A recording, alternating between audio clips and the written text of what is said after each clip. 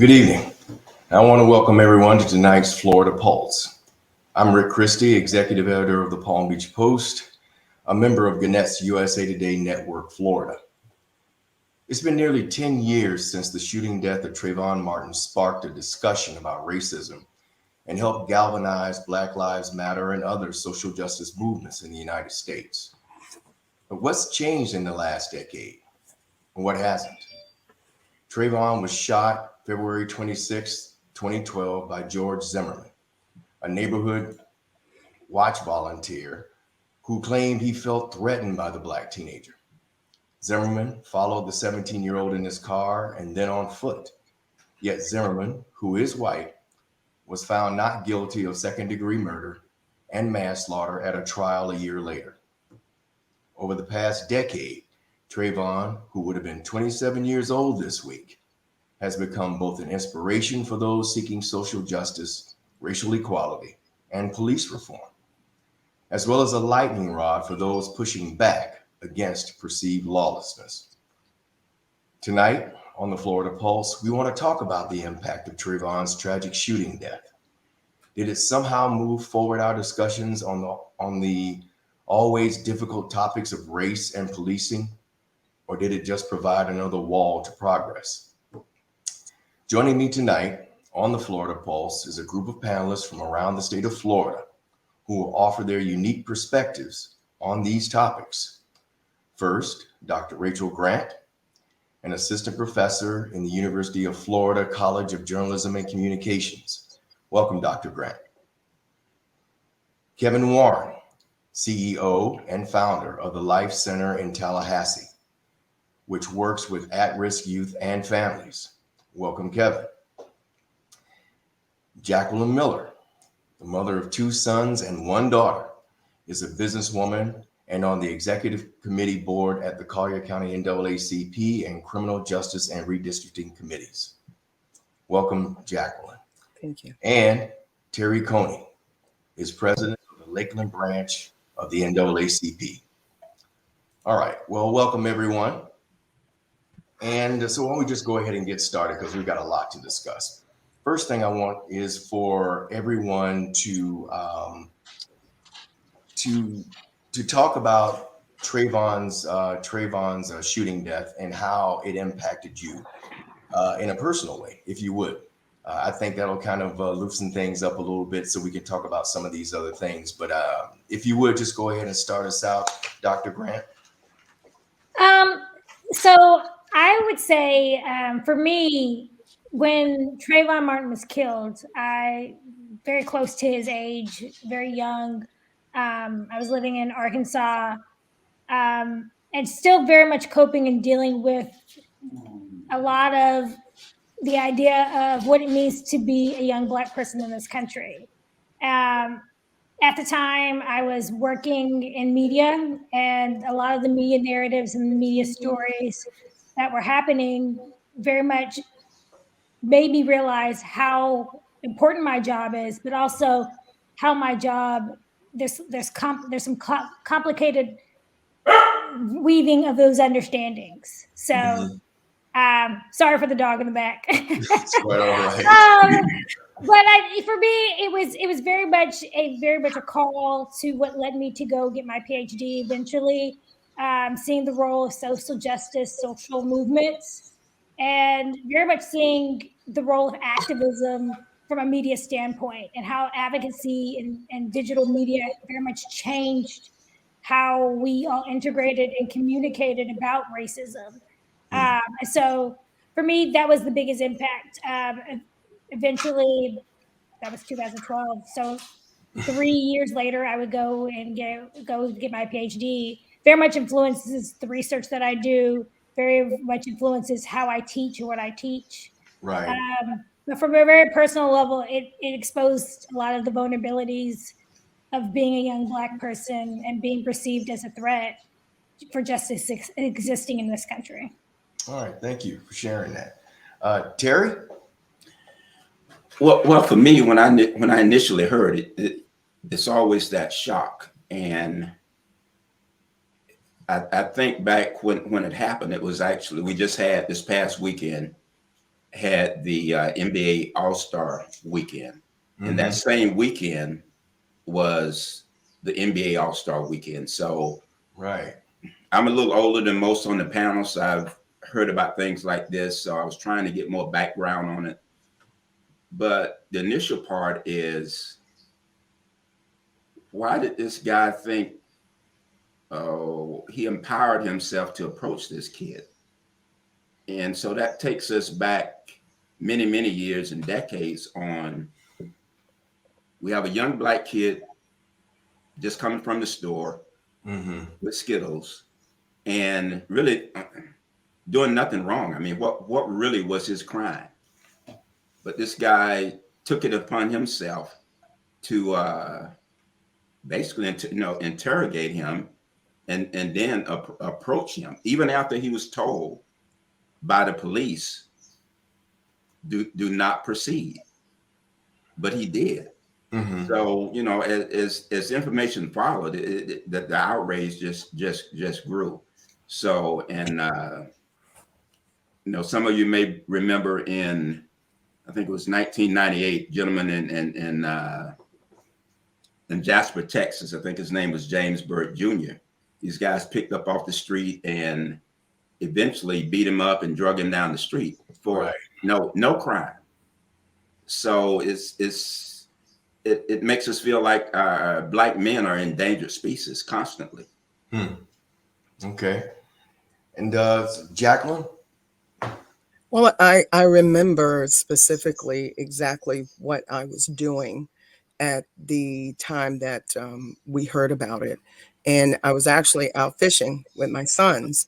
And it hit me, and I realized that when I let them or allow them to go outside, or they decide I'm going to go to the store, or they decide I'm going to go hang out with my friends or go to a baseball game, I'm not guaranteed that they are going to come back on the simplest terms. And it also, it took me back in history, being a little bit of a history buff, and remembering some of the same situations that happened to us as a people, how many people were deputized, normal citizens were deputized just to go out and bring back slaves during slavery. Mm-hmm. And this all culminated with the fact that we have here a citizen, not even deputized, and Right. has no right to be doing this.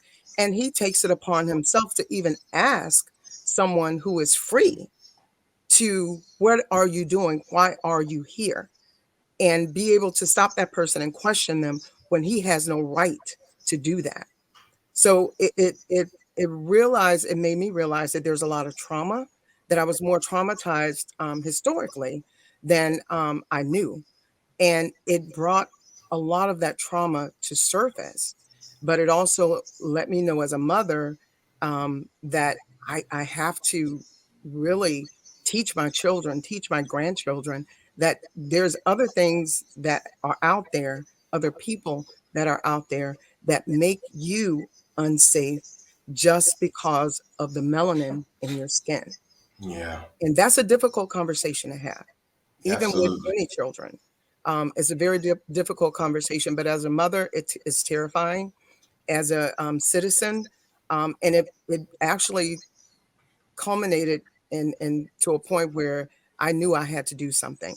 And ever since then, I've been working. I've been actively involved in many, many things, but understanding that we have a long way to go. We Mm-hmm. do. We definitely have a long way to go. I want to come back to that a little bit later about the talk, that a lot of black parents have to have with their young sons in particular. But Kevin, can you share how this affected you personally when you heard the news? Yeah, all of you guys' answers were great. And I think for me, uh, what was probably the most moving and impactful feeling or emotion that struck through me was urgency.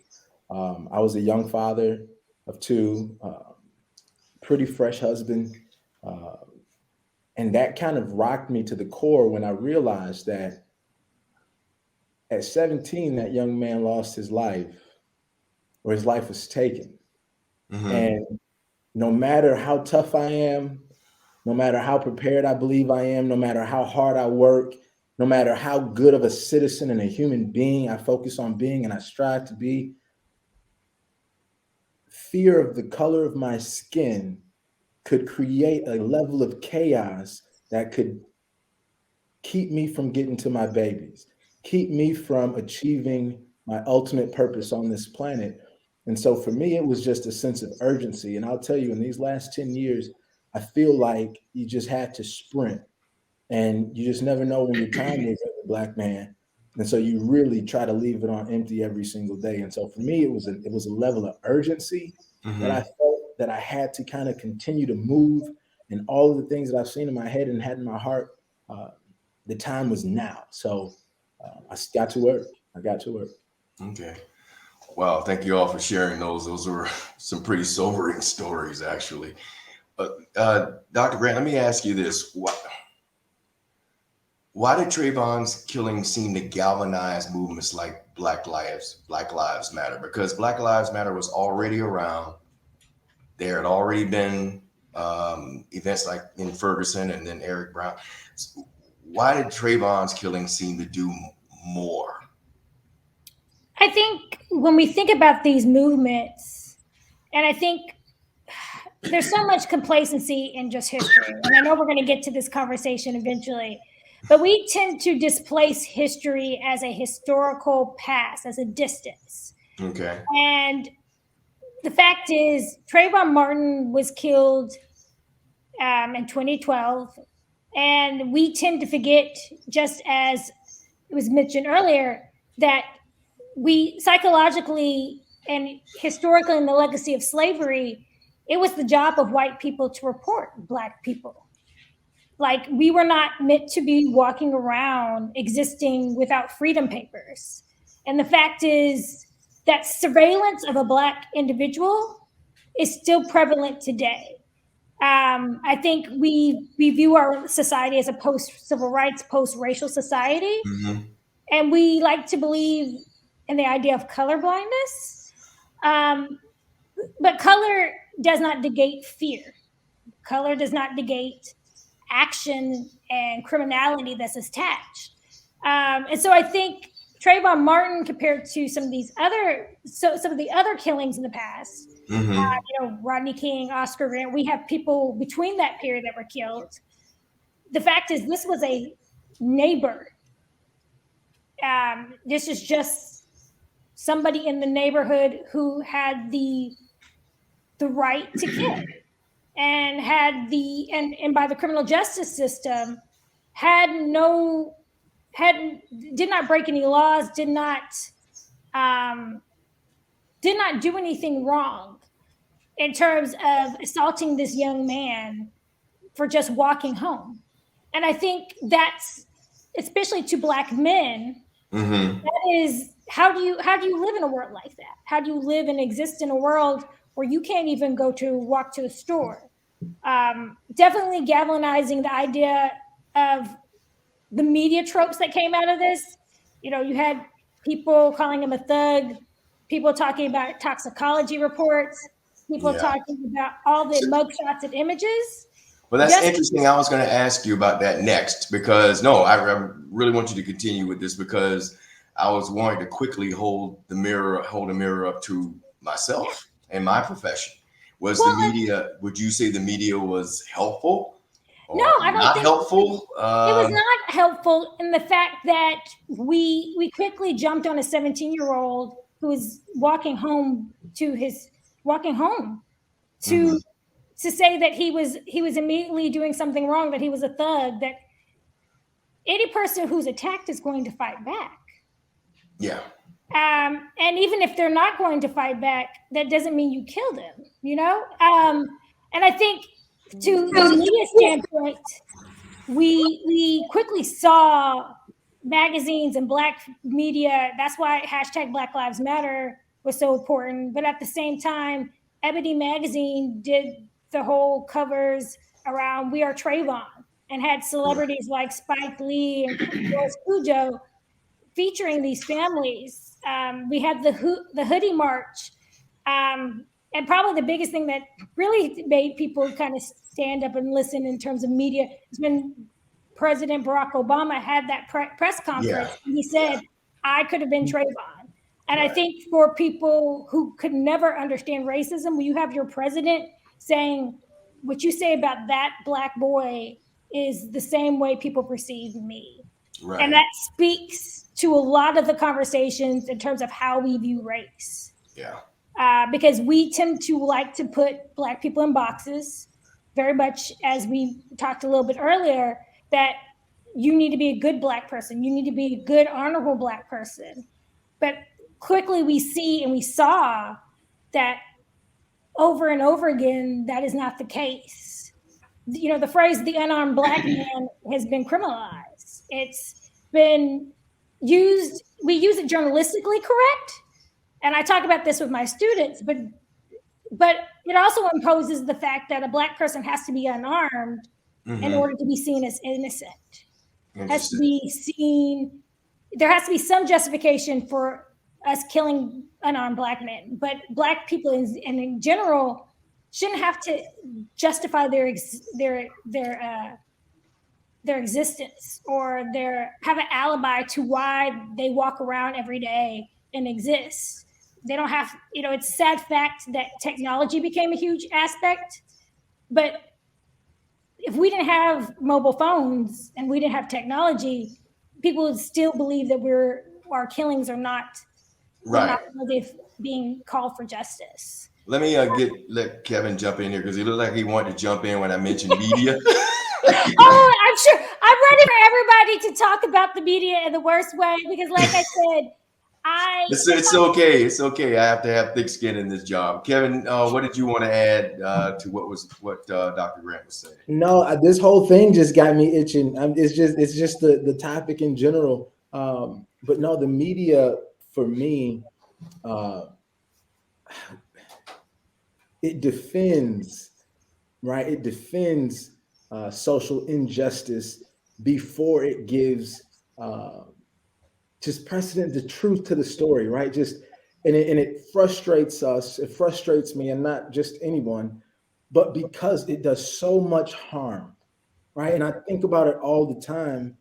For me, the most dangerous situations that I find myself in are in front of a young teenage black male in poverty, right? Who feels like he has to lose it all, risk it all. And in front of a middle-aged white person who already believes they know me based on their view of media. Mm-hmm. And those are two extremely dangerous positions to be in because both are completely influenced and brainwashed by what they see either on TV or social media or media in general.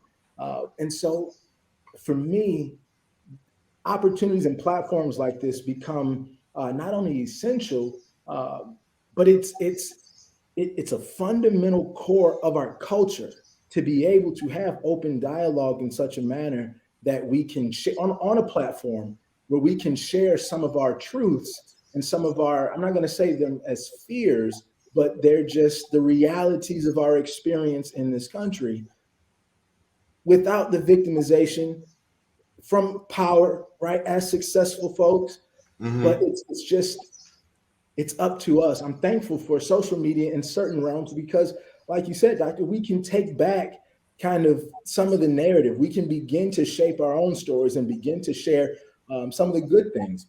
If we all look in the comment section now, we'll see some things that are maybe like turn a side eye, but it's just the ignorance of perpetuating the media's, portrayal of what it is to be Black in America. Yeah. And the fact is, the media has no idea, right, what it is to be Black in America. They really just continue to perpetuate the old adage fears. I'll just say, as a member of the media, I know you're talking about the overall, because I personally have a pretty good idea, what it is, but I know you're talking about the overall and the struggle that we all have to do that. So I appreciate that. But Terry, let me ask you about this. because I started off asking Dr. Grant about Black Lives Matter and how it got galvanized by this, even though it was already going.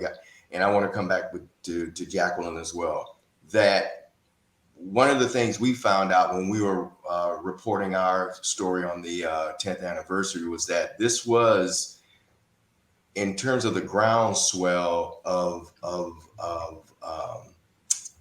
protests and stuff about Trayvon's shooting, that did come mostly from younger people, and that it seemed to take a while for people in our generation, I will say, took a while for us to kind of like join in.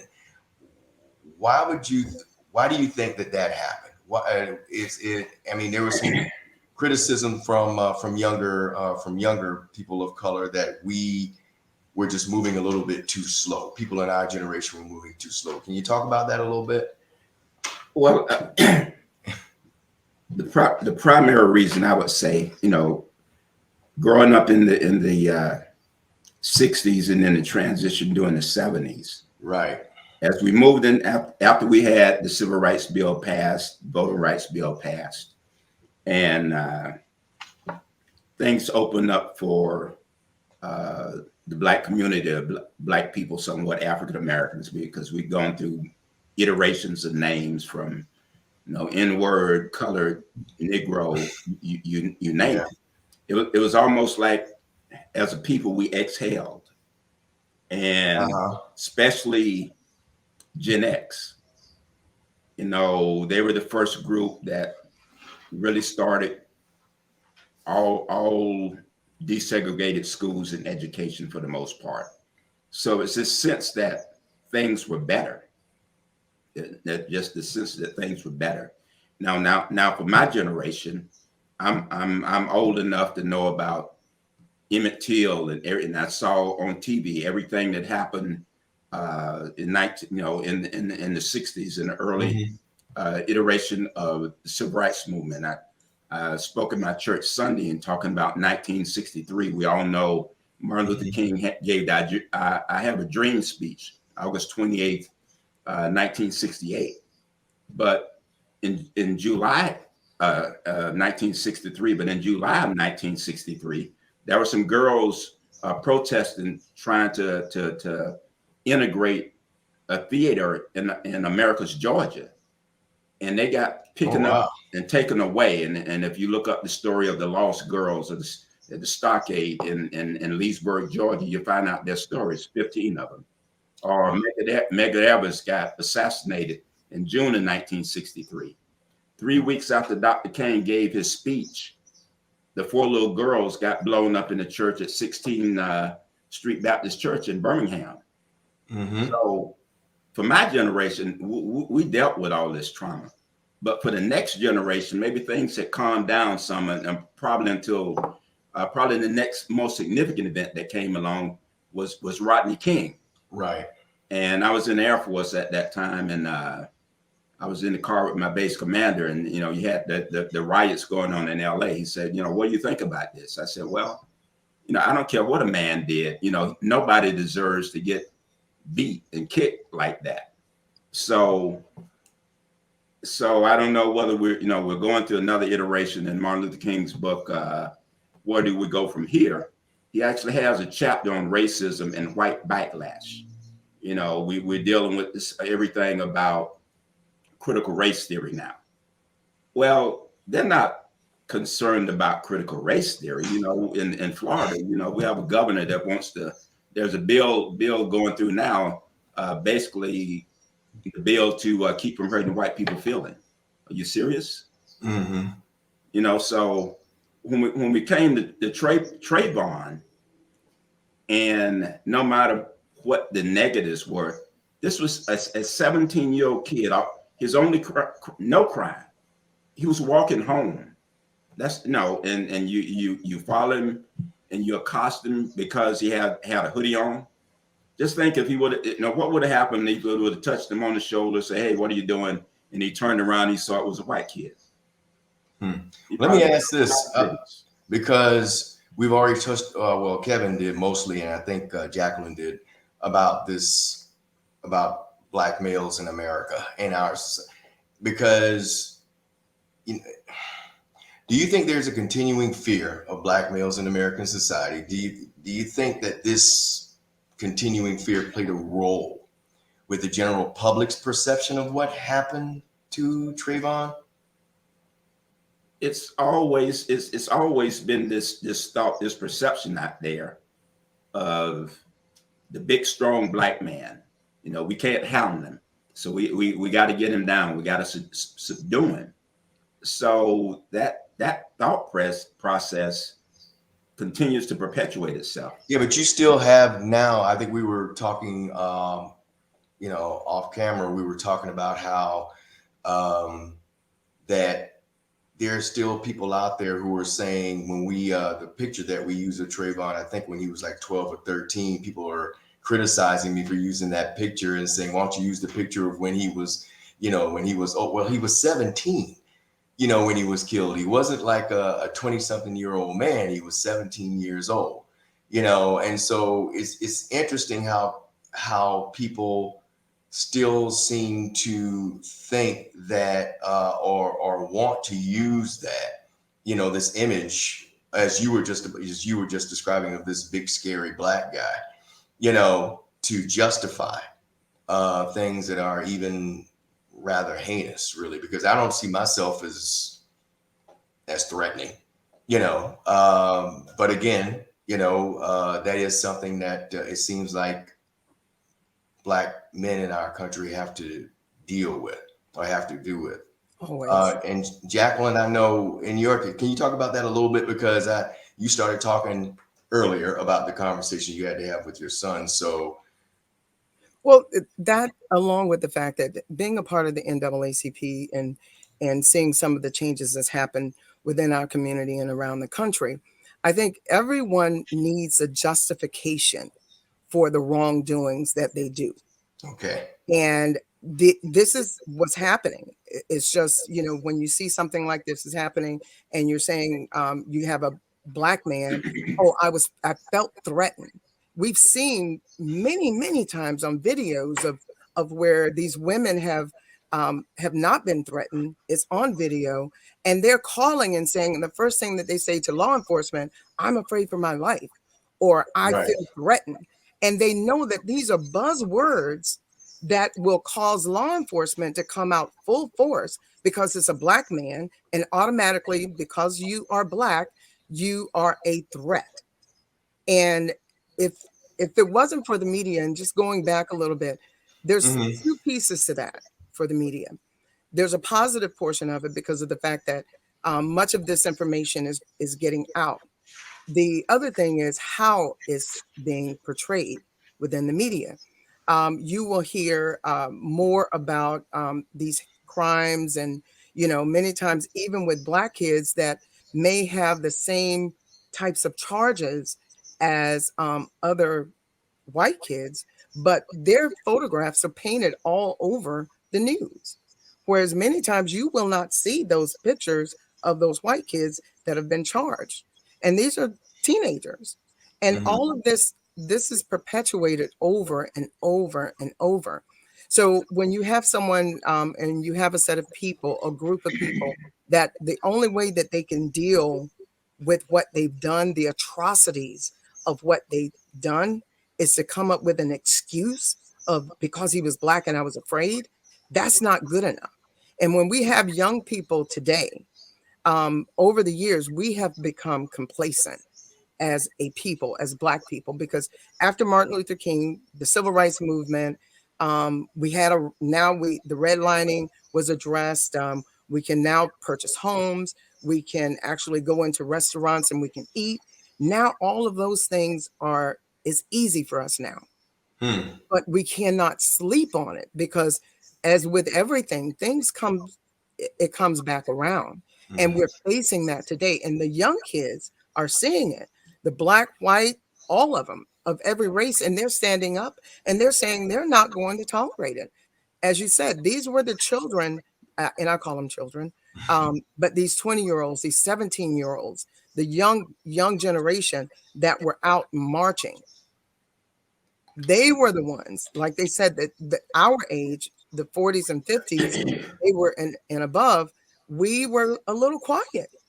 Mm-hmm. There was a lot of quietness there because of the fact that we've gotten ours. But how are we going to keep it? And also, how is it affecting our generations after generation after generation?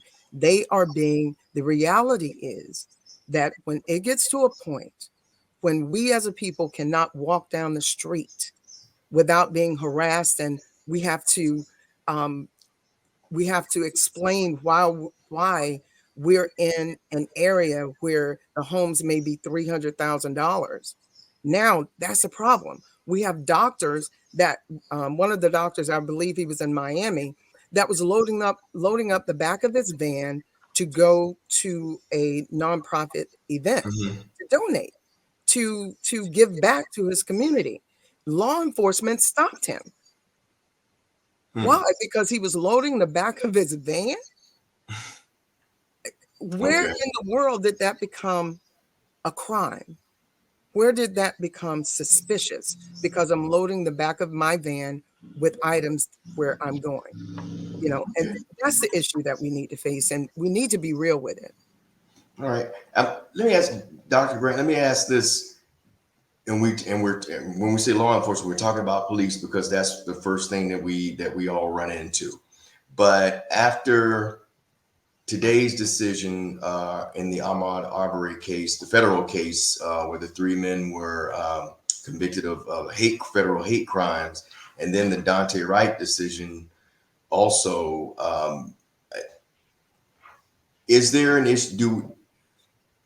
Can we just focus on police, or should we also should we also be focusing on prosecutors, and even the judges, and it's part of the problem in the justice system? Is that still an issue, you think? I like to think of it as a different perspective completely. I think we have to call it state sanctioned violence because it's not necessarily violence done by the state, but it's the Mm-hmm. violence in which our state allows to exist. So it doesn't necessarily um, have to come from a like a law enforcement authority. I think with Trayvon Martin, we see that idea that Right. everybody's been very much speaking on the idea that policing and the idea of the idea that I have a right to feel protected, and if my life is threatened I need to report. Those are narratives which as many people mentioned, I want to go back to the idea of these images, the images that whether a black person is actually committing a crime or attempting committing a crime, that black people are deviant. And so the blackness and black criminality, it is very much imposed by those media stories, the media narratives, the idea of going back to mugshots. We had Brock Turner, who was actually arrested and accused of sexual assault and rape, and they decided they wanted to use his high school photo versus his mugshot because we don't necessarily get to escape that image that we are constantly committing crime.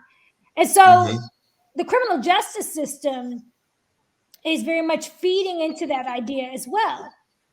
That we talk about the war on drugs, the war on crime. We talk about black on black crime. We have all these terms to generate some type of negative, demeaning, inhumanizing understanding about how black communities work or how black people are perceived or stereotyped. And Mm-hmm. all these terms are related to criminal justice policy, stop and frisk, stand your ground. All these things are not associated with other communities, but very much in how we view black communities. So I don't think it's enough to just assume that it's our law enforcement. The Ahmaud Arbery case is another case in which you have an individual who's running, and two white men feel as if they need to go and police. And I think that's Mm-hmm. the idea that Kevin was talking about. Black men are policed. Their Okay. bodies are policed in what ways they can move and function. And speaking from the generation, me being part of that generation when Trayvon passed, that inability to actually function and move, it did very much enrage me in terms of why is this still going on? Why is this still happening? Yeah. And the idea that even as a professor, we're not, walking. People don't think I'm a professor.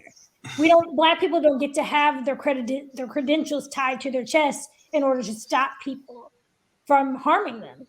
And it's a constant, like I said, it's a constant state sanctioned violence because it is sanctioned by the state. The state does not punish for the killing or violence done towards Black people. So I think beyond just the beyond law enforcement, it is very much perceived, and we know in the Black community, when we see these cases, we already know, okay, if the person's white, then he's probably not going to be charged, and that's sad. Let me thanks. Let me ask Terry, because you've been at this for a good bit here, and you've seen the changes with the and Dr. Ray just mentioned stand your ground laws. How should we view stand your ground laws in your opinion, and why? And why? Well, personally, I never thought that stand your ground was maybe a necessary law.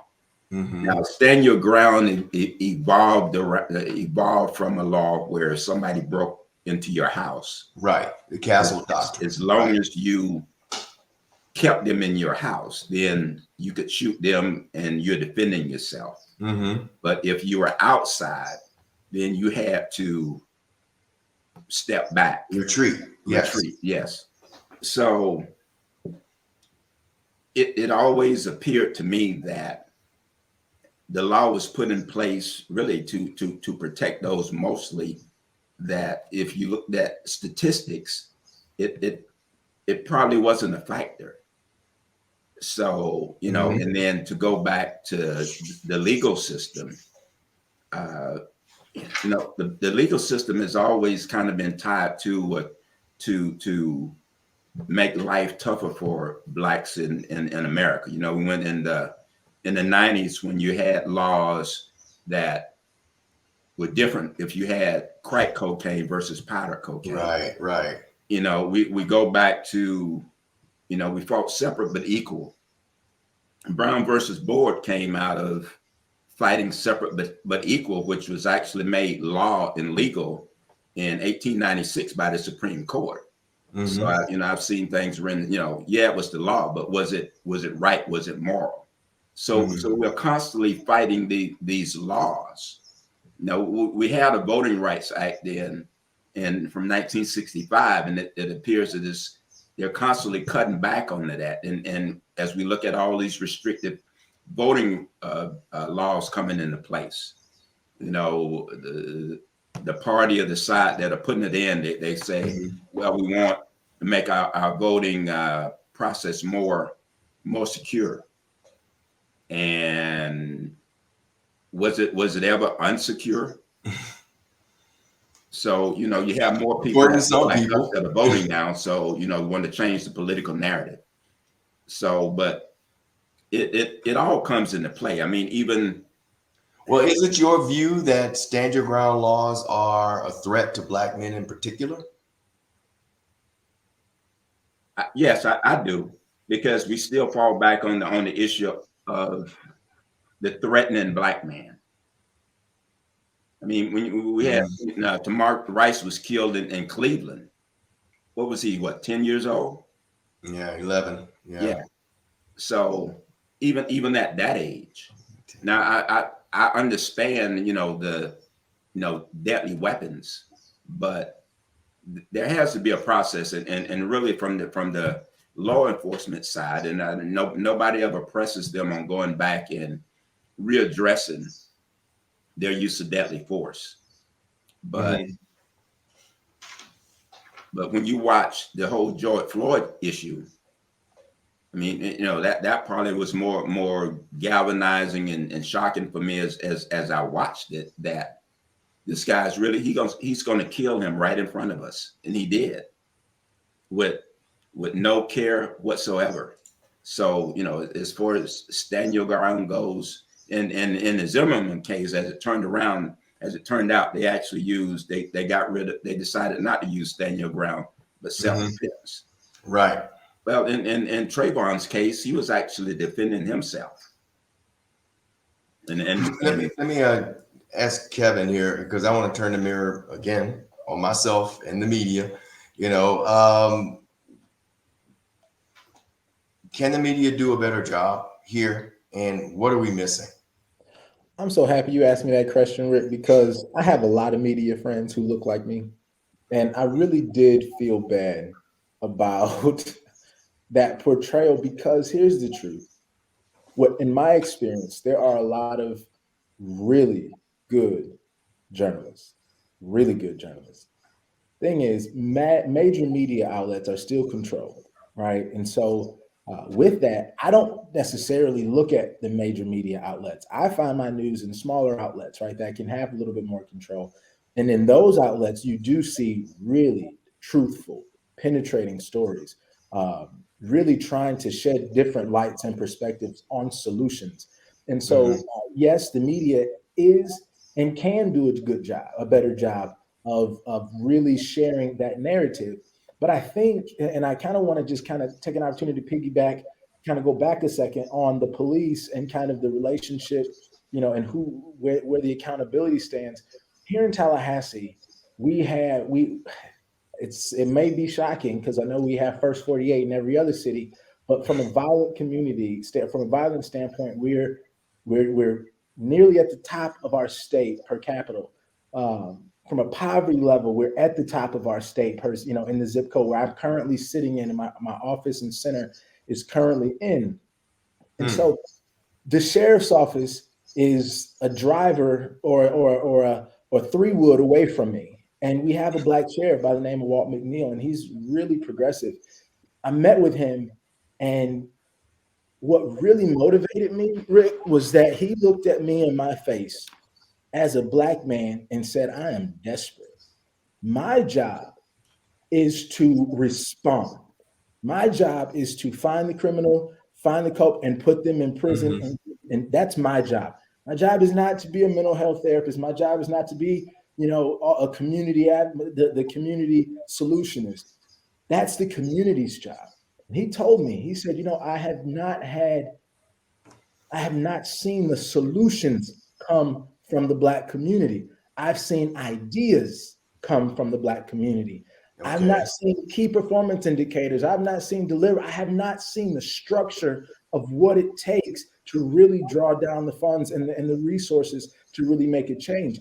And that woke us up and woke me up. And when we look at, they can't do it all. I look at one thing, we as a Black community and a culture, we have to begin to create leverage, right? We talked earlier about the pictures, that once something happens, the white kid doesn't get put up and the Black kid does. Truth be told, that's a money and power situation, right? It's somebody had more money and somebody had better power with relationships. And those things didn't hit the media outlet, right? We could do the same thing if we were to galvanize and really create leverage.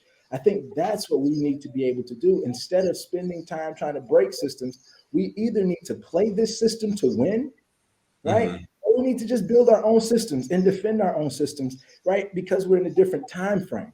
We can no longer sit and try to break a system because it's not going to be broken, right? It is literally the fibers of this country. So we need to create a system of leverage in which we can really protect our own. We can really create assets for ourselves and economic value. We have to do these things on a larger scale in order to create the leverage that we need to really fight this fight. We need to create lobbyists. We need to put in politicians. We can stack the odds the same way the game has been played and won. We can win the game the same way. So it's not just on the police. It's not just on the media. It really becomes these types of conversations. What are those of us on this panel? We're all in the same state. Do we connect after, right? Then how do we mobilize? How do we be able to pull in, create leverage for us to kind of advance more and pull down more resources for those of us who are really in the trenches doing that fight. Oh, okay. Good, good. Absolutely. I want to, boy, I wish I could stay with that for a minute, but, oh, Dr. I was Grant. going to answer his media question. Go ahead. As a person, I teach like 200 students a semester introduction to a class called Media Cultures and Identity. And to answer your question, Yeah. I think we can do better, but I think it requires that we have to recognize that before people become journalists, they're human and they have biases.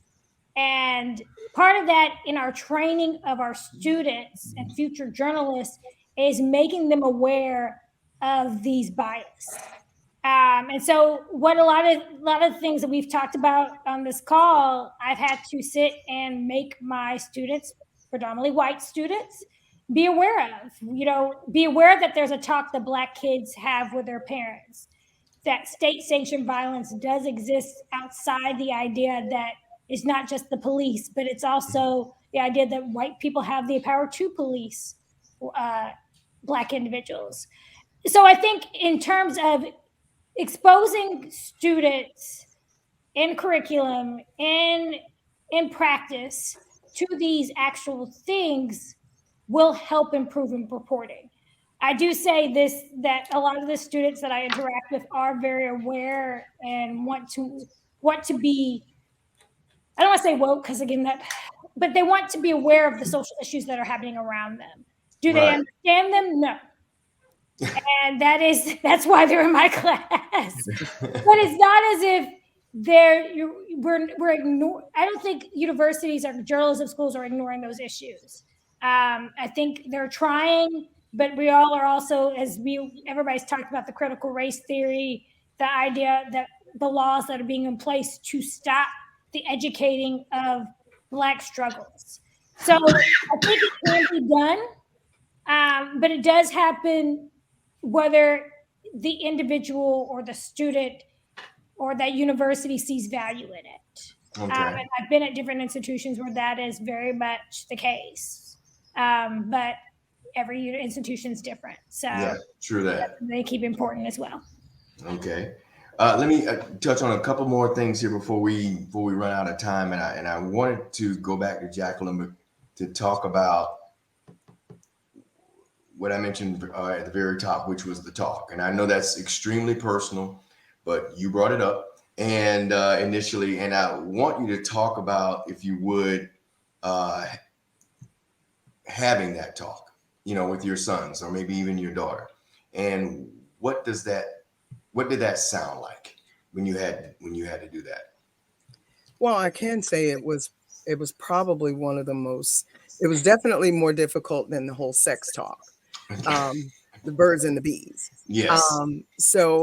But I think what really brought it to, the subject up was Trayvon's death.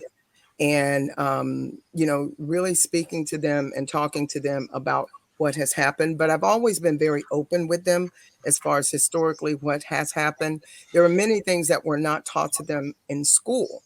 So therefore, we would get together, my nephews and, my sons, mostly boys, that touched upon some of the things that happened historically. So it started to, a little bit of it would build them and start planting the seed that there's certain things that they need to be aware of. And when they leave and they go out. Now, one of the things that happened with me, my son came home, my oldest, and he came home and he said that, he was riding up the escalator and another woman, older white woman, was riding down the escalator. And at the time he had the dreads, a little bit of the dreads and everything. And he said she grabbed her purse. And we had to sit down and we had to talk about that. These are some of the things that are that have been part of her life.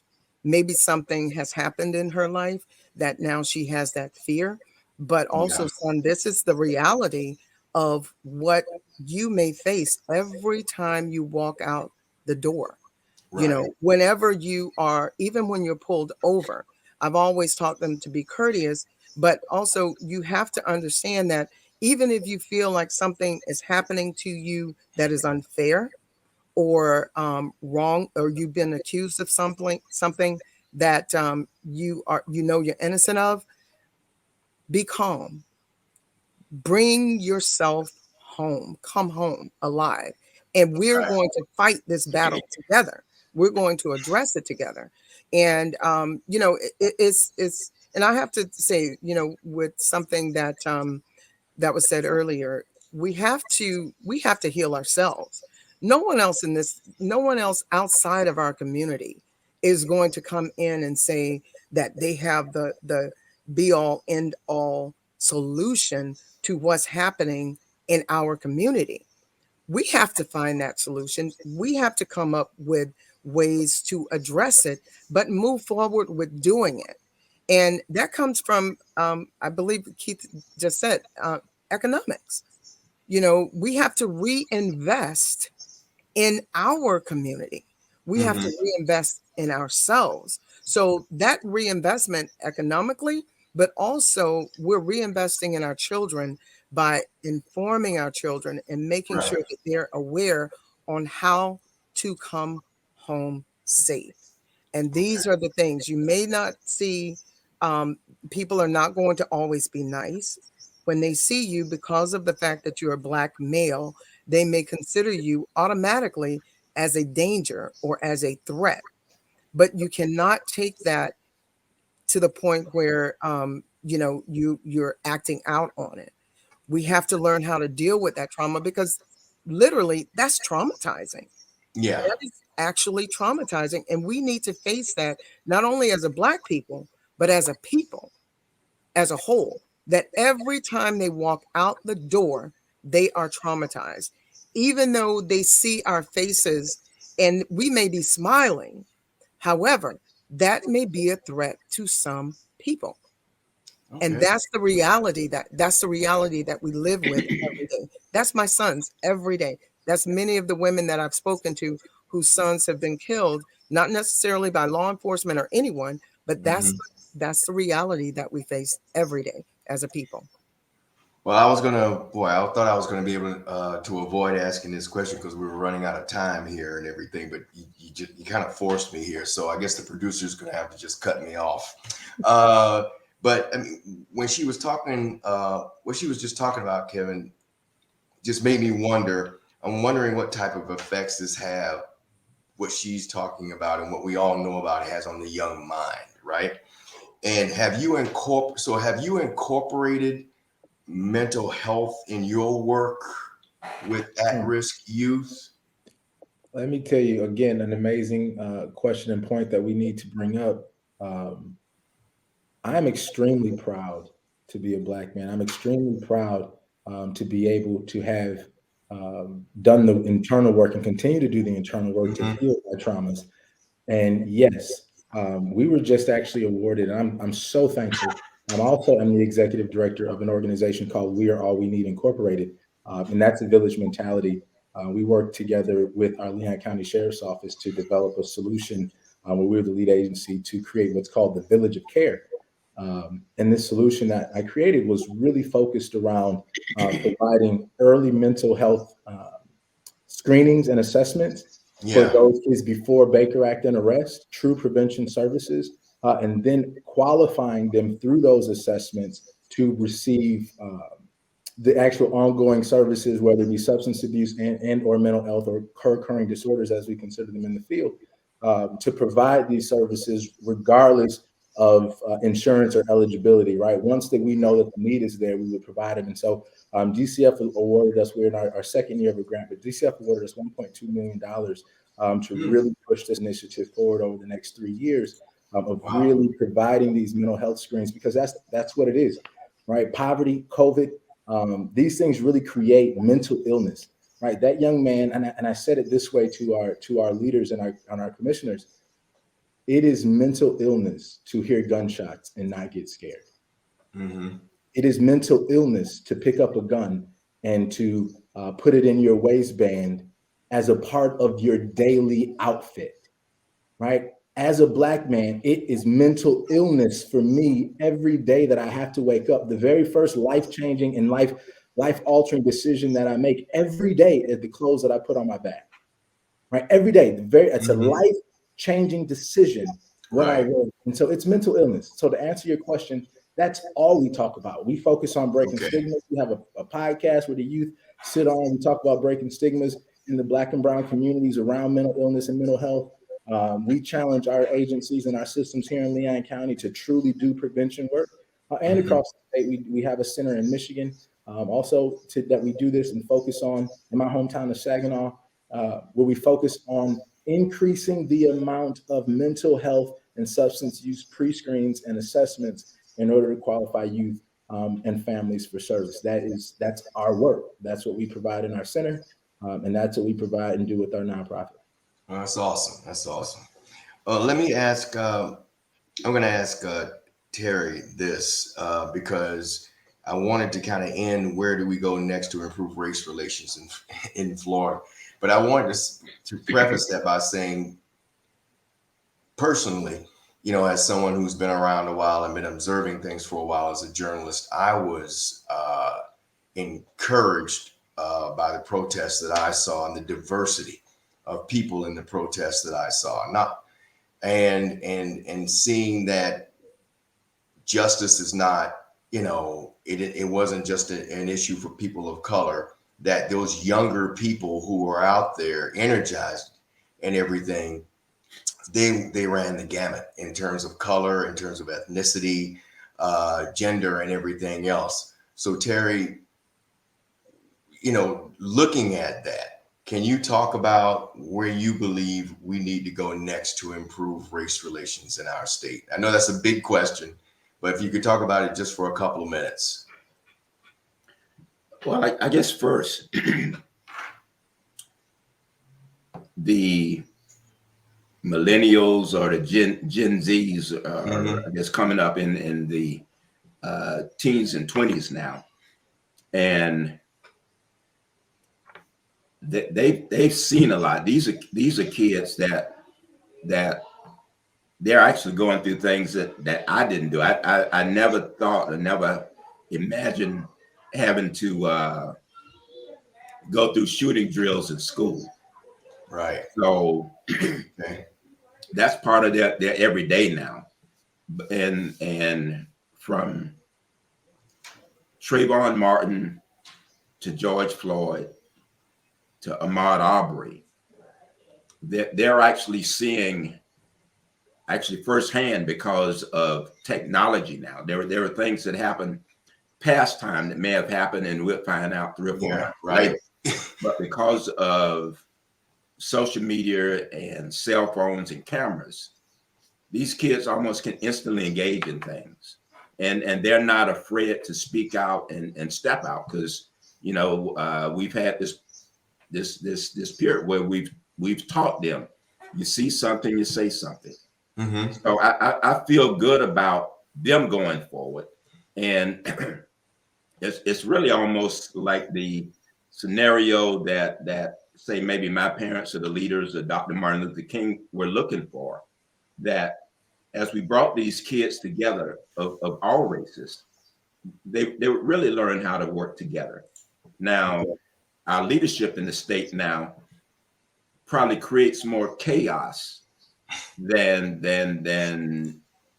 help. And from a leadership standpoint, state level governor and legislature, we need to ask them to deal from a point of truth and trust, and not keep making up boogeyman issues just to get reelected. And that's totally negative. But from our young people point of view, I think we can feel proud and they're going to take us in a good place. Okay. I guess I'm pretty much out of time here. So, because I did want everybody to kind of weigh in on that one, man, where we could go next and everything. But let me just say that, I want to thank you guys for joining us on the Florida Pulse this evening. This has been a great conversation, and with nowhere near enough time.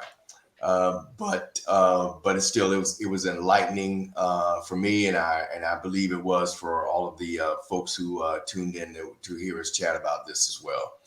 And I do want to thank those folks who sat in on the discussion virtually, and who, if we didn't get to your questions, I'm sorry. I was chock full of so many of my own and everything, but feel free to watch it again on this YouTube channel and tell a friend. I'd also like to invite all of you to support local journalism and conversations like this. Visit usatoday.com/Florida Network and subscribe to your hometown newspaper today. So good night to everyone and stay safe.